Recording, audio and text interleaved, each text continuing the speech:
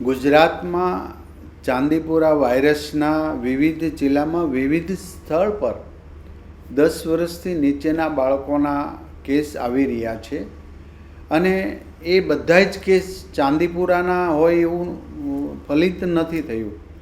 કુલ 184 શંકાસ્પદ કેસોમાં 35 કેસ જ ચાંદીપુરા વાયરસના એવા છે, જેમાં અત્યાર સુધીમાં 22ના ડેથ યાની કે મૃત્યુ થયા છે અને 11 ટેસ્ટ આવવાના બાકી છે.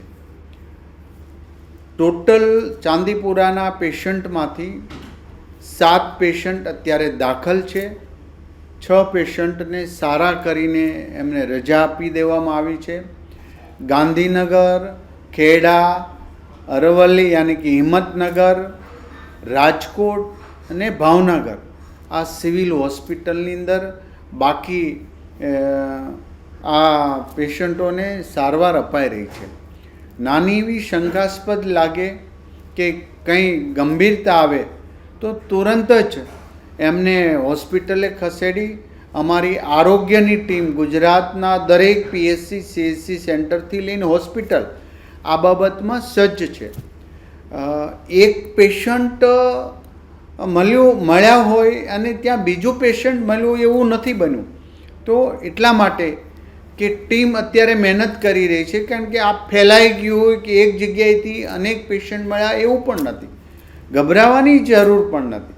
માત્ર સાવચેતીના ભાગરૂપે આપણે તિરાડવાળું મકાન હોય કે માટીમાં તિરાડ હોય તો ત્યાં માટી પુરાણ અમારી ટીમ તો દવાનો છંટકાવ વગેરે કરે છે, પરંતુ લોકોએ પણ જાગૃતતા રહી તંત્ર સાથે રહેવા માટે હું અપીલ કરું છું.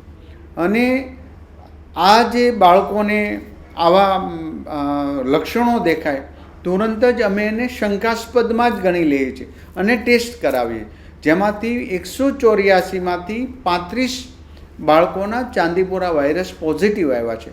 ત્યારે આપણે પ્રાર્થના કરી કે હવે પછી જે દાખલ છે, જેમ 6ને રજા આપી દીધી એમ બીજા દાખલ છે 7ને પણ સારા થઈને રજા આપી દે એવી પ્રાર્થના કરીએ છીએ. ને ડૉક્ટરની ટીમ દરેક સુપર સ્પેશિયાલિસ્ટ એમના સિમ્ટમ્સના આધારે બાળકને એ ટ્રીટમેન્ટ આપી રહ્યા છે, કારણ કે આની કોઈ દવા કે કોઈ રસી શોધાયેલી નથી.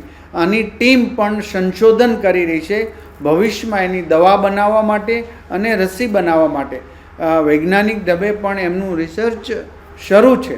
તો સૌ સાથે મળીને આ ચાંદીપુરા વાયરસને આપણે ચોક્કસ હરાવીશું. અમારી ટીમ કામગીરી કરી રહી છે, અભિનંદનીય કામગીરી કરી રહી છે, પરંતુ તો પણ જુદા જુદા સ્થળેથી આ કેસ આપને મળતા હોવાથી એક જગ્યાએ કે એક ગામની અંદર ફોકસ કરીએ એવી સ્થિતિ નથી. માટે દરેક હોસ્પિટલોને પણ અમે આરોગ્ય વિભાગ વોચ રાખીએ છે. ચાઇલ્ડ સ્પેશિયાલિસ્ટ પ્રાઇવેટ અને તમામ હોસ્પિટલોને પણ આ જાણ કરી છે. આવા લક્ષણના દરેક દર્દીઓને વેન્ટિલેટર, ઓક્સિજન સાથેની ICU બેડમાં જ દાખલ કરવું, જેથી કરીને કોઈ પણ ઓર્ગન પર એમને અસર થાય તો આપણે શ્રેષ્ઠમાં શ્રેષ્ઠ સારવાર આપી શકીએ.